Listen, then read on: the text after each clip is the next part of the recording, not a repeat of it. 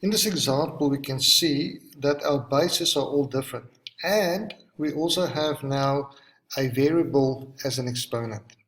So what we're going to do is we're going to write our numbers, our bases, as prime factors, which means this is going to be 3 is 3 to the power n times, now 6, I'm going to break that up as 2 times 3. So this is 2 times 3 n plus 1, 12. If you're not sure how to do it, I'm going to say 12 divided by prime number 2 equals 6 divided by 2 is 3 divided by 3 is 1. So I can write 12 as 2 to the power 2 times 3 to the power 1 to the power n minus 1.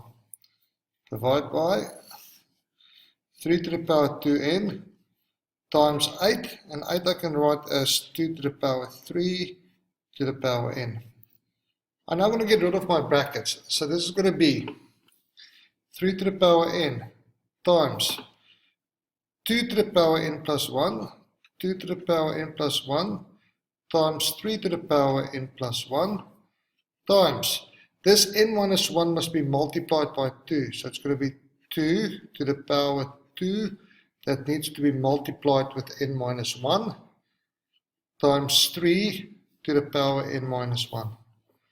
All divided by 3 to the power 2n times, and 3 times n is 3n. Now we're going to write all of my bases. So I've got all my bases to the powers. I'm going to write it all on one line. So I'm going to start with 2 because I like to do more. 2 to the power n plus 1. This is multiplication. Remember what we do? I've done that one now. This one is above the line, so it's going to be plus. So it's just as it is. 2 times n, and now this is where you have to be careful. This 2n must be multiplied, distributed to both those. So 2 times n is plus 2n. 2 times negative 1 is negative 2. So I finish this one, and there's still 1, 2 to the power 3n underneath the line. That 3n goes above the line, it becomes minus 3n. I now have times 3 to the power, I have n. Then I have, this is above the line, so it's going to be plus n plus 1. This is above the line, so it's going to be plus n minus 1. This is underneath the line. It goes above the line, it becomes minus 2n.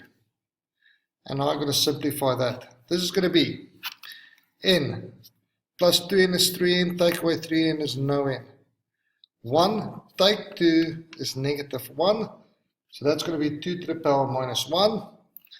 Let's see what happens with the n's. N plus n is 2n plus 3n minus 2n gives us times 3 to the power n.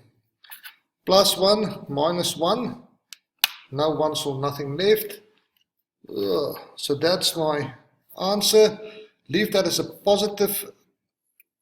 So I'm going to have 3 to the power n, and in this thing, it's going to go underneath the line as 2 to the power positive 1. We don't write the positive 1, and that is our final answer.